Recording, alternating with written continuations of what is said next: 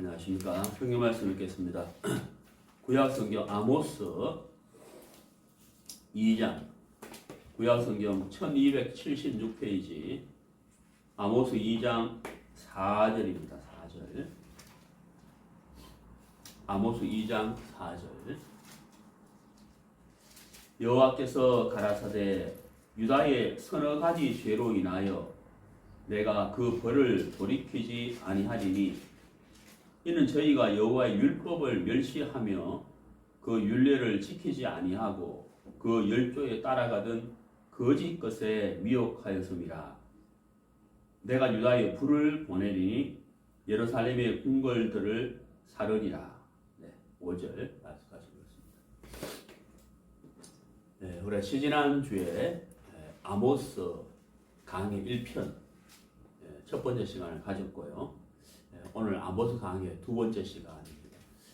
오늘 소주제는 말씀에서 떠나지 말자입니다.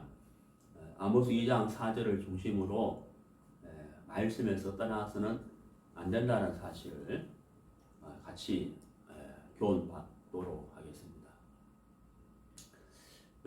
지난주 아모스 강의 첫 번째 시간에 말씀을 드렸습니다만은 이스라엘의 역사에 보면 그 솔로몬 때가 가장 강성하고 부귀영화를 누렸던 시절입니다. 그 솔로몬을 빼고 난 다음에 이스라엘이 가장 강성했던 시절이 바로 북이스라엘의 여로보암 2세 때였다라고 말씀을 드렸죠. 그런데 이제 이스라엘 백성들이 여로보암 2세 때 부귀영화를 나라가 강성해지면서 부를 누리기 시작을 했는데 그들이 이제 잘못된 착각 생각을 하게 됐어요. 그게 바로 뭐냐면은 우리가 이렇게 부를 누리는 걸 보니까 하나님께서 우리에게 복을 주시는가 보다 이렇게 이제 생각을 하게 된 거죠. 그래서 사치와 방탕 또 가난한 자를 무시하고 착취하는 그렇게 흘러가게 됐습니다. 그것을 아모스가 하나님의 말씀의 인도를 받아서 이스라엘 백성들을 깨우치는 내용이 바로 아모스 성경의 내용인 것입니다. 지난주에 첫 번째 시간을 말씀을 드렸고요. 오늘은 이제 두 번째 시간 2장 4절을 중심으로 말씀에서 떠나지 말자 소주제를 정했는데요. 여기 이제 4절을 다시 보시면 여호와께서 가라사대 유다의 서너 가지 죄로 인하여 내가 그 벌을 돌이키지 아니하니니 여기 이제 서너 가지 죄가 나오죠. 아모스가 하나님의 말씀의 인도를 받아서 서너 가지 죄를 지금 지적을 하고 있습니다. 그 죄를 보면 이는 저희가 여호와의 율법을 멸시하며 하나님의 말씀을 어떻게 했다고요? 멸시했다라고 되어 있습니다. 멸시를 하니까 당연히 율례를 지키지 아니했죠. 율례를 지키지 아니하고 그 다음에 그 열조에 따라가던 그 거짓 것에 미혹하였습니다. 세 가지를 지적을 했습니다. 여기 거짓 것은 바로 우상을 말합니다. 우상. 그러니까 말씀을 멸시하고 그 율례를 지키지 아니하고 그래서 우상을 섬겼다. 이게 이제 서너 가지 죄에 해당이 된다는 겁니다. 자, 우리가 이제 그 인류 역사를 이렇게 보면 성경을 중심으로 인류 역사를 보면은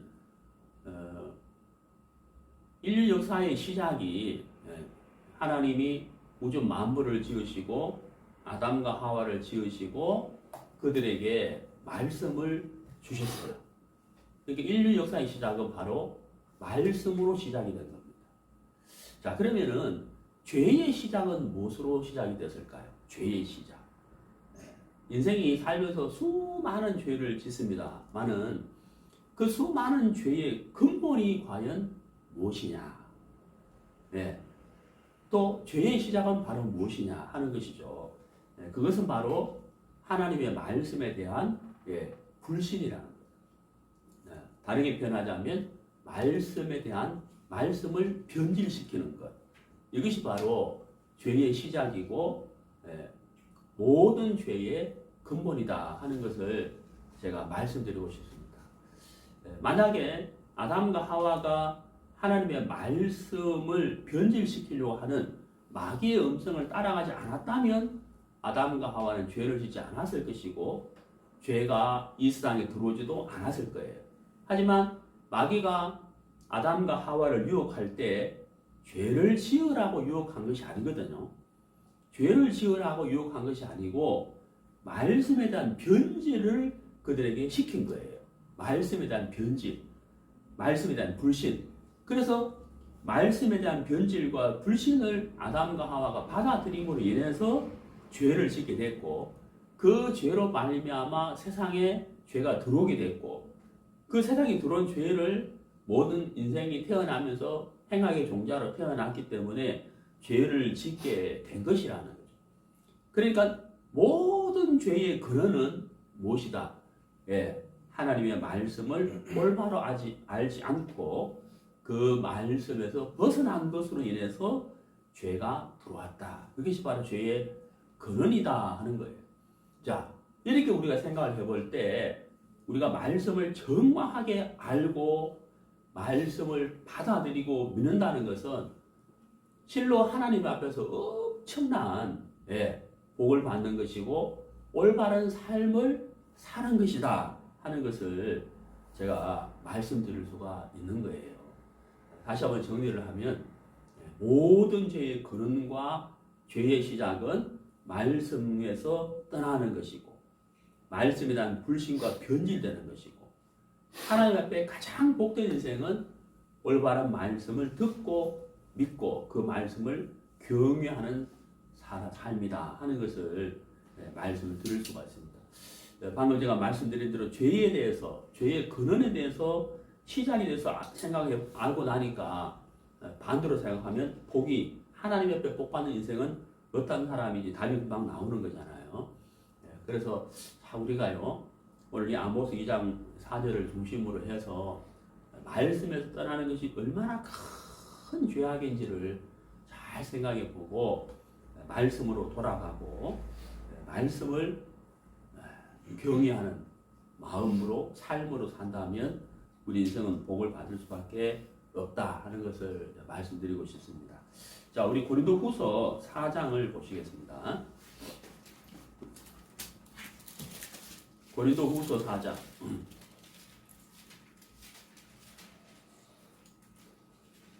1절 이러함으로 우리가 이 직분을 받아 긍휼하심을 입은 대로 낙심하지 아니하고 이에 숨은 부끄러움의 일을 버리고 계율 가운데 행하지 아니하며 하나님의 말씀을 혼잡게 아니하고 오직 진리를 나타내므로 하나님 앞에서 각 사람의 양심에 대하여 스스로 천거하노라. 자, 여기 이제 이 고린도후서 4장 1절 2절에서 사도 바울이 하나님께 받은 사도의 직분을 행하면서 그 사도의 직분을 행하면서 어떻게 사도의 직분을 감당할 것이냐 그걸 2절에 사도 바울이 적어놨다는 거죠. 첫 번째가 뭐예요? 숨은 부끄러움을 버리고 하나님 앞에서나 형제 자매들 앞에서 숨길 것이 없는 사랑으로 이런 뜻이잖아요. 두 번째 괴유를 행하지 않는다. 세 번째가 뭐예요? 말씀을 혼잡케 하지 않는다. 이게 뭐냐면 하나님의 말씀을 변질시키지 않는다 이런 뜻이거든요. 그러니까 하나님의 말씀을 있는 그대로 증거하기를 원한다. 나는 사도의 직분을 이렇게 감당하겠다. 이것이 이제 바울의 그 사명의 좌표죠. 나는 이렇게 사역을 하겠다. 이렇게 나는 해왔다. 이걸 이제 바울이 여기서 이제 말씀하고 있는 거거든요. 자, 여기서 중요한 게 바로 뭐냐면요. 하나님의 말씀을 혼잡게 아니하고 이렇게 됐다는 거예요. 말씀을 정확하게 보고 정확하게 읽고 정확하게 깨닫고 정확하게 전달하는 것. 이것이 이제 바울이 해야 할 일이다 하는 것을 여기 세 가지 중에 하나로 분명히 이야기하고 있는 겁니다. 자, 여러분, 우리가 이거 정말 너무 중요한 것이죠. 저도 이제 이렇게 말씀을 전하잖아요. 저도 이제 일요일 아침에 말씀을 전하기 전에 이제 미리 설교 준비를 하지 않습니까? 설교 준비를 이렇게 하는데 원고를 다 쓰고 난 다음에 그냥 설교하는 것이 아니라 이 원고를 준비해 놓고 여기도 찾아보고 또 저기도 찾아보고 이것도 뭐 킹제임스 버전도 보고 또 다른 성경도 보고 이렇게 막 보고 또 주석도 보고 이렇게 해서 조금 좀 나간이 하다 싶은 것은 제가 이제 여러 것을 찾아보거든요. 여러 것을 찾아보고서 정말 이것이 정확한 말씀이다라는 마음이 이렇게 들어졌을 때, 준비가 됐을 때 제가 설교를 이렇게 합니다. 하지만 저도 이제 부족한 사람이다 보니 잘못 설교할까봐 이 귀한 하나님의 말씀을 잘못 전달할까봐 두렵기도 하고 조심도 되는 거예요. 자, 근데 여러분, 이 바울이 이제 2절 세 번째에서 말씀을 혼잡게 하지 않는다 그랬잖아요.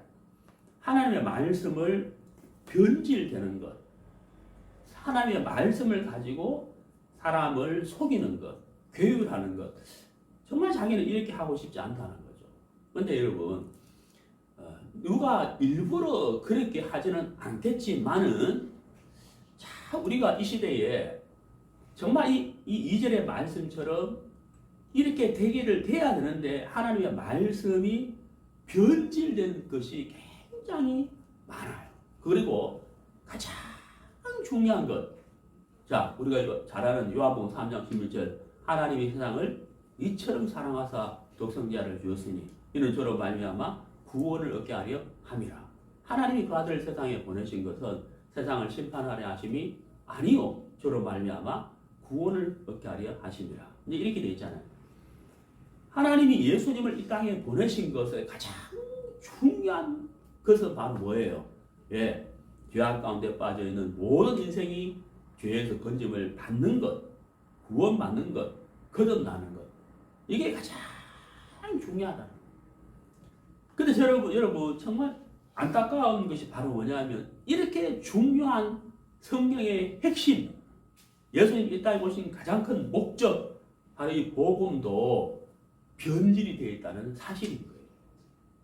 예, 정말 너무나도 마음이 아픈 일입니다.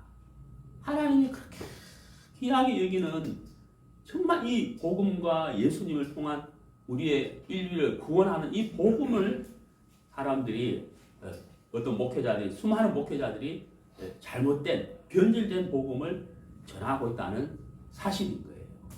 그러니까 이 아모스 2장 4절에 이 서너 가지 죄가 정말 그 당시에 유대인들만 행하고 있는 것이 아니라 지금도 수많은 그것도 말씀을 전한다고 하는 목회자들 입에서 이런 죄악이 행해지고 있다는 사실을 생각해 보면은 참 제가 이제 마음이 아프다는 거죠. 혹 저도 그렇게 될까 말씀을 전하기 전에 많은 준비를 하고 공부를 하고 생각을 한다는 거예요. 여러분 우리가 그 중에 몇 가지를 한번 생각해 보도록 하겠습니다. 자, 우리가 성경을 찾아보도록 하겠습니다. 사도행전 3장입니다. 사도행전 3장 19절.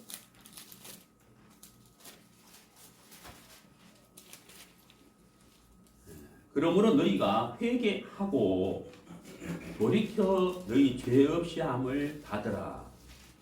이같이 하면 유쾌하게 되는 날이 주 앞으로부터 이를 것이요. 자, 여기 이제 19절 말씀이요. 회개하고 그 다음에 또 나오죠. 뭐예요? 돌이켜 죄 없이 함을 받으라. 이렇게 되잖아요. 그러니까 이게 무슨 말이냐면요. 회개가 죄 사함은 아니다 이 말이에요. 제발 알아들으셨어요? 회개가 죄 사함이 뭐라고요? 아니라는 거예요. 회개 자체가 죄 사함이 아니라는 거죠. 자, 회개하고 이렇게 있잖아요. 근데 회개하고 그 다음에 뭐가 나와요? 죄 없이 함을 받으라 이렇게 되어 있지 않습니까? 자, 회개라는 것은 하나님을 떠난 우리 인생이, 제가 서두에 말씀드렸죠. 말씀에서 떠난 우리 인생이 하나님을 떠난 그 자체가 죄라는 것을 발견하고 깨닫고 내가 하나님을 떠나서 마귀의 권세 아래 있는 나, 죄악의 우렁텅이에 빠져서 거기서 벗어날 수 없는 나를 발견하고 하나님 앞에 돌아가기 위해서 마음을 돌이키는 것, 이것이 바로 뭐냐면 회개예요. 회개. 자, 그럼 이제 회개하고 돌이켰잖아요. 그 다음에 이제 뭐예요? 죄 없이 함을 받으라. 죄 사함을 받아야 된다는 거예요. 자, 죄 사함을 이제 받아야 되는데, 자, 우리 성경을 보겠습니다. 레위기 17장을 보세요. 자, 레위기 17장. 레위기 17장 11절. 육체의 생명은 피에 있음이라 내가 이 피를 너희에게 주어 단에 뿌려 너희의 생명을 위하여 속하게 하였나니 생명이 피에 있으므로 피가 죄를 속하느니라. 자, 여러분 여기 피가 죄를 뭐라고 되어 있어요? 속하느니라. 죄를 씻어주는 것이 뭐라고요? 피라고 되어 있죠, 분명히. 자, 분명히 피라고 되어 있습니다. 자, 그러면 기도로서 죄가 사해져요, 안 사해져요? 안 사해진다는 거예요. 회개 자체가 죄사함이 아니라는 거예요. 회개하고 돌이켜 죄 없이 함을 받으라라고 했단 말입니다. 그러니까 죄가 죄 없이 함을 받으라 그랬는데 그 죄 없이 함, 죄 사함을 받는 것은 바로 피로서 된다는 거예요.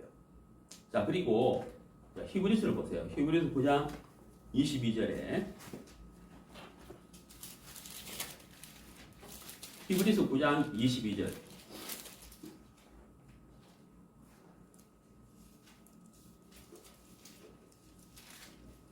율법을 쫓아 그의 모든 물건이 피로서 정결케 되나니 피 흘림이 없은즉 사함이 없느니라.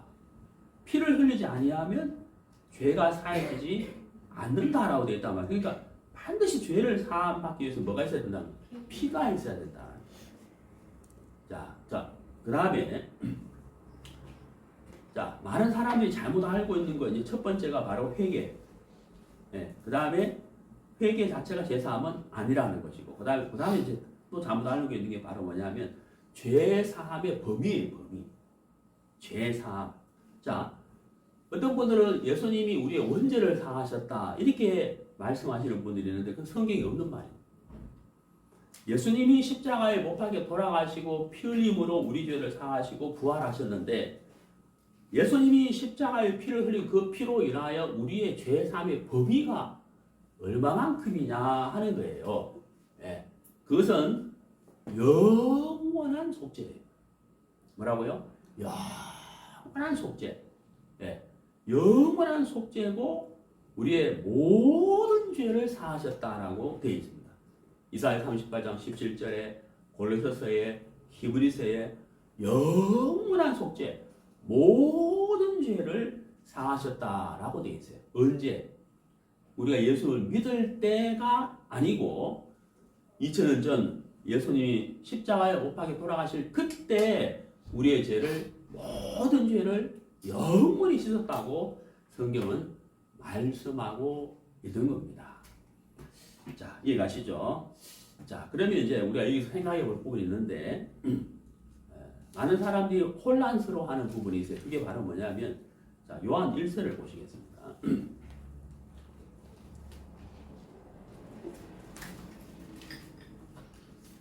요한 1서 1장 7절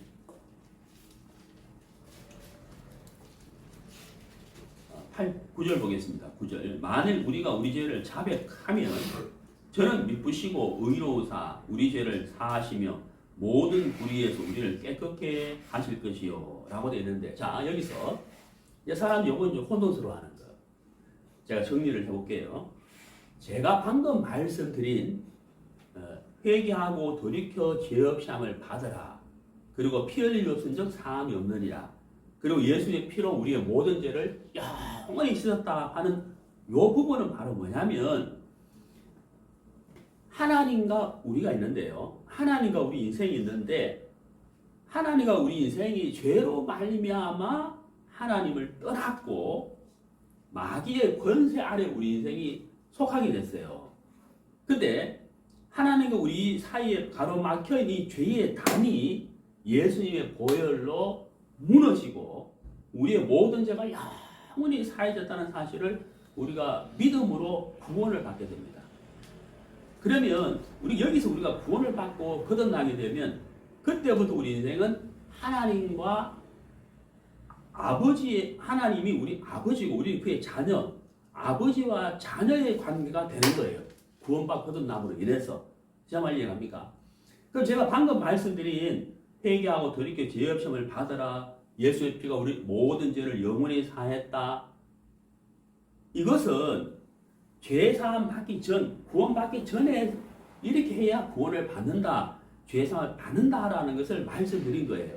그래서 우리가 그 사실을 믿고 구원을 받게 되면 하나님과 우리가 어떤 관계가 된다고요? 예, 아버지와 자녀의 관계가 되는 거예요. 영접하는 자, 곧 그 이름을 믿는 자에게는 하나님의 자녀가 되는 권세를 주셨으니 라고 요한복음 1장 12절에 말씀하고 있잖아요. 하나님과 우리가 자녀가 됐잖아요. 자, 근데 그럼 요한1서 1장 9절에서 우리 죄를 자백하면 저는 믿으시고 의로워서 우리 죄를 사하시면 이 사하시면 뭐냐? 이 사람들이 혼돈스러워한다는. 그래서 이제 사람들이 막 정확하게 모르니까 이제 막 뒤집어 섞여가지고 뭐라고 이야기해? 봐라, 우리가 죄를 지으면 자백하면 용서해 준다고 했잖아. 그러니까 우리가 매일 자백해야 돼. 이렇게 말씀한다는 거죠. 원죄는 사함 받았지만 우리가 짓는 죄는 자백해야 돼. 회개해야 돼. 기도하면 용서해 주시오. 이렇게 말씀하는데 그게 잘못 알고 있는 거예요. 뭐냐면 요한일서 1장 9절에서 말씀하고 이 부분은 뭐냐면 하나님과 우리가 자녀가 된 이후에 우리가 죄를 짓잖아요. 그것은 나라는 사람이 구원을 받았어요. 하나님의 아들이 됐어요. 하나님과 내가 부모와 자식 사이에서 일어나는 문제를 이야기하는 거, 이게. 구원받기 전이 아니라는 거죠. 이것을 통해서 우리가 우리의 모든 죄를 영원히 사함받는다가 아니고, 정말 이해가시죠? 이걸로 구원받는 게 아니에요. 이건 구원에 관한 얘기가 아니고 거듭남의 이야기가 아니라 구원과 거듭남은 제가 조금 전에 말씀드린 것으로 구원받고 거듭나는 거지만 요한일서 1장 9절은 뭐냐면 하나님의 자녀가 된 이후에 구원받고 난 다음에 짓는 죄에 대해서 구원받은 사람이 죄를 지으면 하나님 우리 사이에 뭐가 생긴다? 어둠이 생기잖아요. 그리고 하나님 앞에 자신이 없잖아요. 그렇잖아요. 그리고 하나님께 나가서 또 기도하고 하나님과 사귐을 가져야 되는데 죄가 있으니까 떳떳하지 못하잖아요. 그렇잖아요. 그것을 자백하라 이 말이에요. 그것을 자백한다면 하나님은 깨끗게 해주실 것이다. 삶에서 짓는 죄, 구원받고 난 다음에 삶에서 짓는 죄에 대해서 말씀하고 있다는 것입니다. 이해가시죠? 그걸 구분하셔야 돼요. 하나님과 내가 자녀가 되기 전에 죄를 사함받는 것, 구원받고 거듭나는 것과 구원받고 거듭난 이후에 짓는 죄는 이렇게 다르다는 것을 제가 말씀을 드리는 겁니다. 이해가시죠? 그런데 자, 우리가 성경을 정확하게 모르기 때문에 많은 사람들이 혼란하면서 혼돈 속에 있으면서 우리가 짓는 죄를 매일 기도하면 하나님 사해 줄 거야. 거듭나지 않으면서 그렇게 생각하는 사람들이 많다는 사실. 고린도후서 4장 2절에 사도 바울이 하나님의 말씀을 정확하게 전하기를 원했다는 거예요. 그게 사도죠. 사도. 우리도 마찬가지입니다. 우리가 사도든 평신도든 그와 상관없이 우리 모두는 말씀이 어떠한가? 하나님 왜 이 말씀을 우리에게 주셨는지 말씀을 정확히 알고 그 마음을 알고 우리가 믿고 따르는 것이 참 중요하다. 변질되면 안 된다. 자, 고린도후서 11장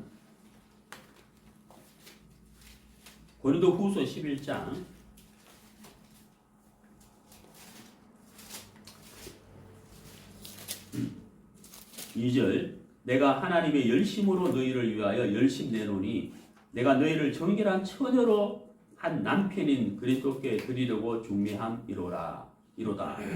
뱀이 그 간계로, 여기 간계가 나와요. 여기 간계가 뭔지 아세요? 말씀을 변질시킵니다.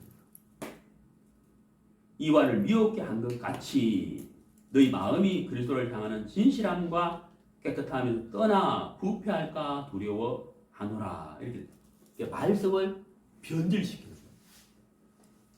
자, 창세기로 가보겠습니다. 창세기 2장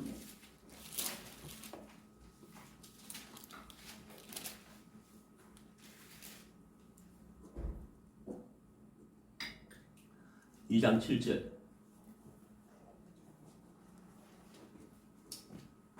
17절.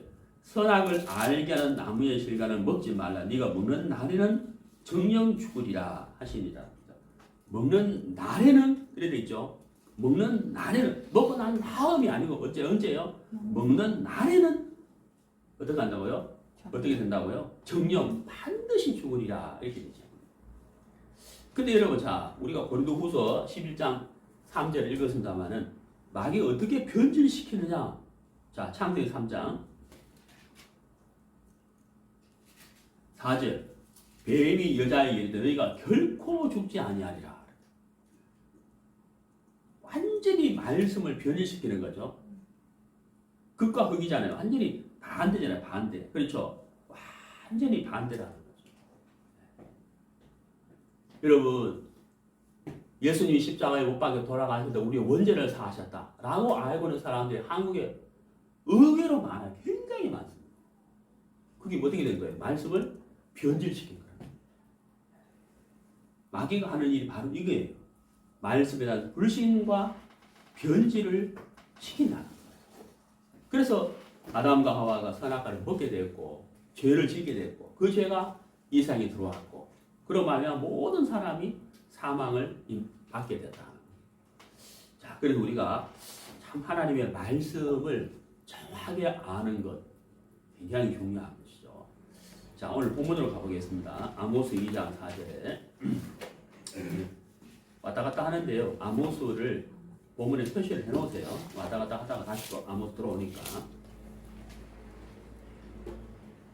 6절 아모스 2장 6절 여호와께서 가라사대 이스라엘의 서너 가지 죄로 인하여 내가 그 벌을 돌이키지 아니하리니 이는 저희가 은을 받고 의인을 팔며 신한 편의를 받고 궁핍한 자를 팔며 여기 이제 자 은을 받고 의인을 팔며 신한 편의를 받고 궁핍한 자를 팔며 이게 뭐냐 사람을 거래한다는 거예요. 노예로 판다는 거예요. 근데 여러분 우리가 구약성경 레위기에 보면 형제 자매를 노예로 팔지 마라라고 되어 있다. 근데 이스라엘은 은과 신한 편의를 받기 위해서 사람들을 팔아버렸다. 그렇죠? 말씀에서 어떻게 된 거예요? 떠나버린 거예요. 네. 말씀에서 떠나버렸다. 심지어 7절 가난한 자의 머리에 있는 티끌을 탐내며 겸손한 자의 길을 굽게 하며 그 머리에 있는 티끌까지 탐내면서 돈을 위해서 그 사람들의 탐을 냈다는 거예요. 사람들 팔아먹었다. 노예 생활을 하게 했다. 말씀에서 떠나버린 거라. 자, 그래서 바로 유다의 죄가 바로 2장 4절에 말씀을 멸시하며 말씀을 멸시하며 율례를 지키지 아니하고 그 다음에 우상을 섬겼다. 이렇게 되는 거죠. 제가 서두에 말씀드렸습니다마는 가장 큰 죄가 바로 뭐라고요? 말씀에서 떠나는 것이다. 그것으로 말미암아 죄가 들어왔고 그리고 그 죄로 말미암아 수많은 죄를 짓게 됐고 그래서 우리 인생이 이렇게 악한 삶을 사는 거예요. 하나님을 떠나서 이렇게 미혹된 삶을 산다는 거예요. 하나님 앞에 가장 복된 인생은 그것을 깨닫고 하나님에게로 말씀으로 돌아가는 사람이죠. 그리고 그 말씀과 동행하며 말씀을 경외하는 사람이 가장 복된 사람이라 하는 것을 말씀드리고 싶습니다. 네.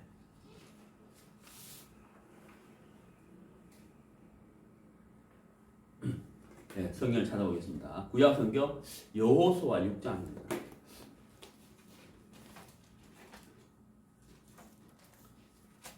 여호수아 6장 26절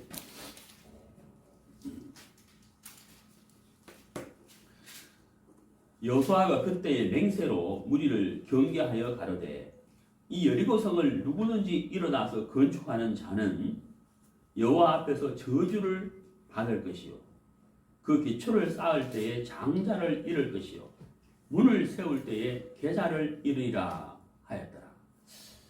자, 우리가 이제 그 출애굽을 한 이스라엘이 가나안 광야를 거쳐서 가나안에 들어가게 되잖아요. 가나안에 들어가서 첫 번째 치르는 전쟁이 여리고 성을 무너뜨리는 거예요. 여리고 성과의 전투에 그게 이제 첫 번째 전쟁인데, 자, 이 여리고 성을 이제 여호수아의 인도를 받아서 이 여리고 성이 무너지게 됩니다. 다 무너지게 되는데, 자, 무너지고 난 다음에 여기 이제 그 여호수아가 26절에 말씀하고 있죠. 뭐라고 말씀하고 있습니까? 누구든지 일어나서 여리고성을 건축하는 자는 이렇게 됐다고요. 하나님이 무너뜨린 여리고성을 다시 건축하는 자는 이렇게 되죠. 뭘 받아요? 저주를 받는다. 예, 저주를 받는다. 그래서 기초를 쌓을 때, 여리고성을 다시 쌓을 때, 기초를 쌓을 때 장자를 잃고 문을 세울 때 계좌를 잃는다라고 여호수아가 맹세를 했어요. 자, 이스라엘 백성들이 이 여호수아가 하신 말씀 맹세를 들었죠. 다 들었다는 거죠. 자, 여러분, 우리가 이제 작심이 3일 하는 말이죠. 작심이 3일. 네? 1월 1일 되면 이제 사람이 다 작심하잖아요. 저도 초등학교 때 작심 많이 했어요. 특히 방학 때면은 방학하는 그날 이제 종이에다가 이제 연필로 동그랗게 끄가지고 이제 방학 동안 계획표를 짜죠. 아침 7시 기상, 8시 식사, 9시 독서, 11시 숙제, 휴식, 그 다음에 친구들하고 놀, 그 다음에 이제 오후 4시부터 영어 공부, 이렇게까지 딱 멋지게 그래가지고 벽에 딱 써붙여 놓잖아요. 그리고 그 다음날부터 그게 안 되죠. 그래가지고 계약하기 하루 전날 이제 막 두 달 동안 밀리 일기 쓴다고 막 써야 되는데 날씨가 기억이 안 나는 거예요. 맑았는지 비가 왔는지. 그래 일기장 보면 내용이 똑같죠. 그런데 그런 그 작심 사례를 계속 정말 수없이 작심을 했는 것 같아요. 요즘은 작심 안 해. 해봐야 어차피 못 지킬 거니까 아예 작심을 안 해버리는데, 이거 무슨 얘기를 하려고 제가 이 얘기를 들었냐면, 시간이 지나면 사람의 마음도 변한다는 거예요. 사람 마음이 변하는 거예요. 사람 마음이 근본 악하니까 이게 변질된다. 변질. 그러니까 여호수아가 전하는 말씀을 들었잖아요. 맹세하면서 말씀을 전했잖아요. 이스라엘이 들었잖아요. 아, 다시는 여리고성을 건축하면 안 되겠구나 하고 들었잖아요. 하나님이 무너뜨렸는데 왜 우리가 다시 세워? 이렇게 딱 들었잖아요. 근데 시간이 이제 지나잖아요. 시간이 지나면서 사람들 마음이 자꾸 변질되잖아요. 그러나 말씀은 어때요? 변질되지 않죠. 말씀은 1.1핵이라도 변치 않잖아요. 어제나 오늘이나 내일에 영원토록 변치 않는 것이 말씀이란 말이에요. 근데 시간이 쭉 지났다는 거예요. 그 성경을 찾아봅니다. 열왕기상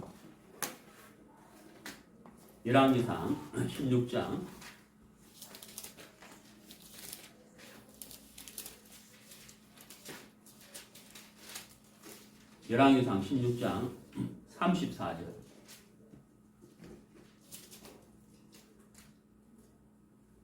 그 시대에 베델 사람 히엘이, 자, 여기 히엘이 나오죠. 히엘. 여리고를 그다음 뭐 했다고요? 건축했다. 자, 여러분, 우리가 조금 전에 여호수아 6장 26절을 읽었는데, 여기 열왕기상 16장 34절에 히엘이라는 사람이 히엘이 뭘 건축한다고요? 여리고를 건축한다. 베델 사람 히엘. 자, 여리고를 건축하는데 그다음 보세요. 제가 틀을 쌓을 때에 맏아들 아비람을 잃었고, 아비람이 왜 죽죠? 왜 죽어요? 여호수아 6장 26절에 여호수아가 맹세하며 말하여 가로되 이랬잖아요. 그 말씀 그대로 어떻게 돼요? 베델 사람 히엘의 장자가 죽는 거예요. 그 다음에 문을 세울 때에 말지 아들 수굽을 잃었으니 이렇게 되잖아요. 그 다음 뭐라 되어 있어요? 여호와께서 눈의 아들 여호수아라 하신 말씀과 같이 되었더라 이렇게 되잖아요. 그러니까 이제 사람의 마음은 이제 변하는데 말씀은 어때요? 어제나 오늘이나 내일이나 영원토록 변치 않는 거예요. 말씀 왜? 말씀이 뭐기 때문에? 진리기 때문에 그렇다. 그래서 여기서 우리가 교훈 받을 것이 있죠. 예, 변하는 내 마음은 믿으면 안 된다는 거예요. 내 마음은 믿음의 대상이 아니에요. 믿을 게 못 돼. 뭐 각오한다, 결심한다, 그거요. 못 믿어요. 믿을 수 없어요. 시간이 지남과 어떤 형편에 따라서 내가 각오했던 결심한 거 어때요? 언제 그런 하듯이 확물 없어져 버리잖아요. 그러니까 그건 믿을 수 없어요. 오직 우리가 믿을 대상은 뭐다? 말씀이다. 믿음의 대상은 말씀밖에 없어요. 자, 또 하나 찾아보도록 하겠습니다. 구약 성경 열왕기상 11장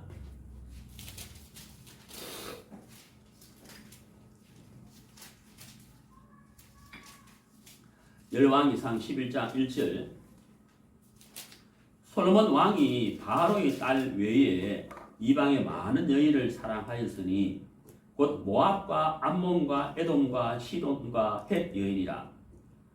여호와께서 일찍이 이 여러 국민에게 대하여 이스라엘 자손에게 말씀하시기를 너희는 저희와 서로 통하지 말며 저희도 너희와 서로 통하게 말라. 저희가 정령코 너희 마음을 돌이켜 저희의 신들을 쫓게 하리라 하셨으나 솔로몬이 저희를 연애하였더라. 자, 하나님 일찍이 말씀하시기를 이방 여인과 사귀지 마라라고 말씀하셨다는 거예요. 그 이유가 뭐라고요? 이방 여인이 섬기는 이방 신을 섬길까? 하나님에게서 떠나서 이방 신들을 섬길까? 두려워서 하나님이 그들과 통하지 마라, 사귐을 갖지 마라라고 말씀하셨다는 거예요. 근데 솔로몬이 이방 여인들을 사랑했잖아요. 그렇죠? 자, 우리 구약 성경 느헤미야를 찾아봅시다. 느헤미야 구약 성경 13장, 느헤미야 13장.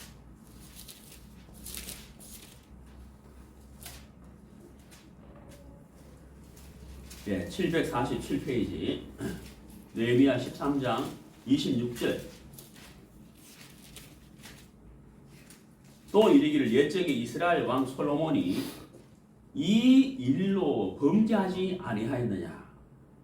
여기서 이 일이 뭘까요? 이방 여인을 사랑하는 거죠. 이 일로 범죄하지 아니하였느냐. 저는 열국 중에 비길 왕이 없이 하나님의 사랑을 입은 자, 하나님의 사랑을 입은 자를 거기 믿을 거 없어요. 이스라엘에 많은 왕이 있었는데 그 왕들과 비교할 수 없을 만큼 하나님의 사랑을 입었다. 이렇게 돼 있잖아요. 그죠? 예. 그래서 제가 설교 소디에 말씀드렸지만 이스라엘 역사상 가장 부귀 영화를 누린 왕이 누구라고요? 솔로몬.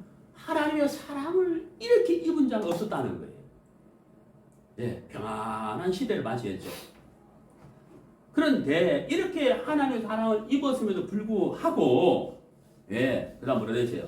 하나님이 저로 왕을 삼아 온 이스라엘을 다스리게 하셨으나 이방 여인이 저로 범죄케 하였나니. 그렇죠. 솔로몬이 무슨 죄를 지었죠?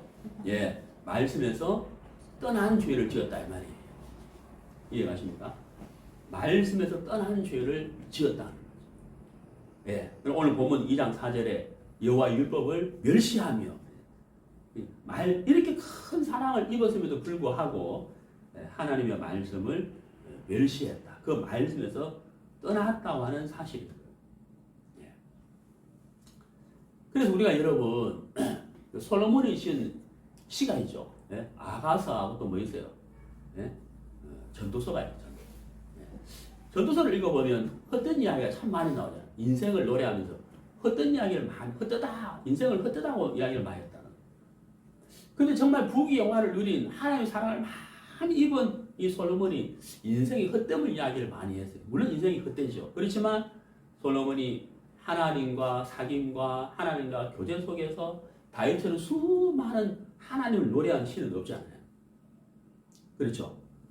그래서 참 우리가 구원을 받고 거듭났다는 이 자체만 해도 솔로몬처럼 하나님의 사랑을 많이 입었는 것이고 또 지금까지 살아온 살면 교회 가운데 교제하고 이 자체도 하나님의 큰 사랑을 우리가 입은 거거든요. 그렇다면 우리가 어떤 교훈을 받아야 하겠냐고 하는 거예요. 솔로몬처럼 우리도 이렇게 사랑을 받았음에도 불구하고 하나님의 사랑에서 말씀에서 떠날 수가 있다.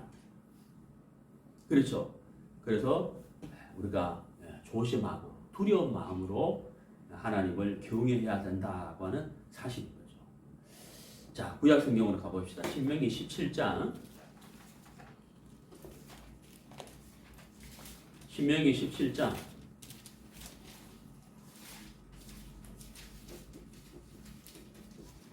신명기 17장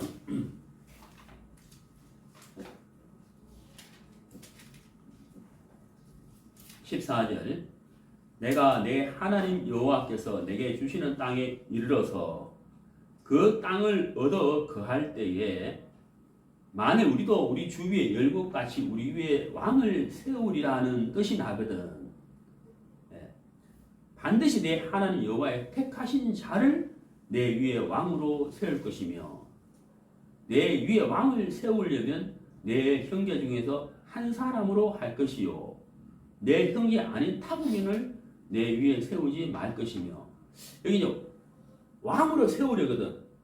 그러니까 하나님은 왕을 이스라엘 백성들의 왕을 세우기를 원치 않았어요.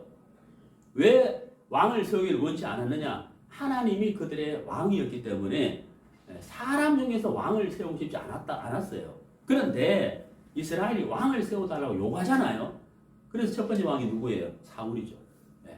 그러면 이제 그렇게 너희들 중에서 사람 중에서 왕을 세우기를 원한다면 그 조건이 나오죠. 첫 번째가 뭐예요? 하나님이 택하신 자를 세워라. 너희가 원하는 자 말고 하나님이 택한 자를 세워라. 이게 첫 번째. 두 번째, 너희들 중에서 왕을 세워야 된다. 이방인은 안 된다. 이 말이잖아요. 이방인은 당연히 안 되죠. 우상을 섬기고 있으니까. 그리고 나서 이제 왕된 자가 해야 할 일이 있어요. 해야 할 것이 한 가지고 하지 말아야 할 것이 세 가지. 하지 말아야 할 것은 세 가지. 해야 할 것은 딱 한 가지예요.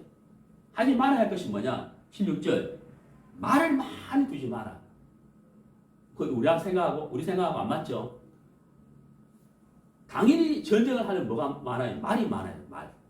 근데 왕된 자는 말을 많이 두지 마라 그러지. 왜? 말을 많이 두면 하나님을 의지하지 않게 된다는 거예요. 네. 그 다음에 애굽으로 돌아가게 말 것이라. 애굽에는 양식이 많잖아요. 풍부하잖아요. 풍부한. 그래서 어려움이 왔을 때 애굽으로 돌아가지 말도록 해라. 우선 어려움을 피하기 위해서 하나님을 의지하지 않고 애굽으로 가서는 안 된다 이 말이죠. 그렇죠? 그 다음 세 번째가 뭐예요? 아내를 많이 두면 안 된다. 그 마음이 미혹될까? 두려워한다. 두렵다. 그 다음에 은금을 쌓지 마라. 네 가지. 세 가지가 아니고 네 가지. 네 가지를 말씀하죠. 해서는 안 될 것. 근데 이제 해야 할 것은 딱 한 가지예요. 그게 뭐예요? 18절. 그가 왕위에 오르거든 레위 사람 제사장 앞에 보관한 이 율법서를 등사하여. 등사가 뭔지 알죠? 제가 초등학교 중학교 다닐 때 그때는 이 복사기 프린트기가 없어가지고 그 다이아몬드 철필로 이렇게 글씨를 써가지고 이 시커먼 그 잉크로 이렇게 밀어가지고 이제 시험지 만들어버려요. 그 학생들 받으면 그 막 글씨가 뭐예요? 이게 무슨 글씨에 묻고 막 그러잖아요. 등사하여 평생에 자기 옆에 두고 읽어서 그 하나님 여호와 그 경외하기를 배우며 이 율법의 모든 말과 이 규례를 지켜 행할 것이라. 딱 한 가지죠. 딱 한 가지 해야 된다. 그게 뭐예요? 말씀을 가까이 해라. 말씀을 가까이 해라. 그러면 그 왕의 마음이 겸손해질 것이고, 그렇죠? 좌우로 치우치지 않게 될 것이고, 그리고 그의 생명이 길게 될 것이다. 이잖아요. 그 나라를 잘 다스리게 된다는 얘기죠. 근데 역대 왕들이 이렇게 정말 이 말씀대로 산 왕이 없어요, 사실은. 없다는 거. 자, 그래서 우리가 왕은 아니지만 이 신명기 말씀을 통해서 우리도 어떻게 살아야 될지를 알게 될 수 있죠. 우리가 해야 될 딱 한 가지를 말한다면 뭐예요? 말씀을 가까이 하라. 이게 우리가 해야 할 일. 말씀을 가까이 하라. 자, 시편 보겠습니다. 우리 잘 아는 말씀인데요. 시편 1편.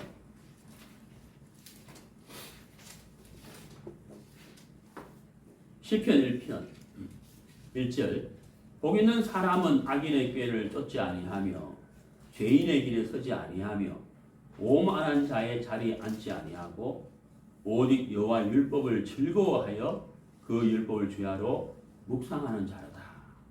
자, 복 있는 사람은 그러니까 제가 서두에 말씀드렸잖아요. 예. 죄의 근원, 죄의 시작이 무엇이느냐? 말씀에서 떠나는 것입니다. 마귀가 말씀을 변질시킨 거잖아요. 그리고 반대로 하면 가장 복 있는 사람은 어떤 사람이냐? 예, 말씀을 가까이 하는 사람. 말씀을 가까이 하는 사람. 예, 그 사람이 가장 복 있는 사람이다. 우리가 이제 참 그 복음을 듣고 또 복음을 깨달았다는 거, 참 얼마나 복인지 몰라요. 그리고 복음도 변질되지 아니한 정말 순수한 이 복음을 우리가 들었다는 거, 그리고 그 복음을 우리가 구원받았다는 거, 너무 이렇게 감사하죠. 그리고 하나님이 지금까지 우리에게 이 복음을 깨달은 자, 그들과 함께 교제할 수 있도록 해주셨다. 이것도 너무 감사. 그리고 말씀을 계속해서 들을 수 있다는 것, 이것도 우리가 너무 이렇게 감사하잖아요. 그렇죠. 제가 이제 우리 회계장님 제가 종종 말씀드렸지만 제 설교만 듣지 마세요. 그러죠 제가. 왜냐하면 저도 잘못 들 수 있다는 거죠. 저도 좌우를 치우칠 수 있잖아요. 그래서 다른 목사님 말씀도 들으시고, 그래서 또 같이 교제하고, 그래서 우리가 서로가 말씀과 동행하다 보면 더 많은 교제가 되고, 우리가 깨닫지 못하는 것도 더 많이 깨닫게 되고, 혹 잘못된 좌우로 치우칠 수 있을 때 우리가 잡아줄 수 있는, 그렇잖아요. 그래서 각자가 시편 1편의 말씀처럼 정말 물가에 심겨진 나무가 시집 쫓아 과실을 맺듯이 우리가 말씀을 가까이 하는 것이 정말 내 인생의 가장 큰 복이다 하는 겁니다. 오늘 아모스 이제 두 번째 시간이었는데요. 바로 이스라엘의 죄가 무엇이냐, 말씀을 무시하고 말씀을 지키지 않고 말씀을 떠난 것이었다 하는 것을 말씀을 이렇게 드렸습니다. 그래서 말씀을 떠나지 말자 그랬는데, 우리가 늘 말씀을 가까이 해서 하는 그 복된 삶을 살게 되기를 바랍니다. 네, 감사합니다.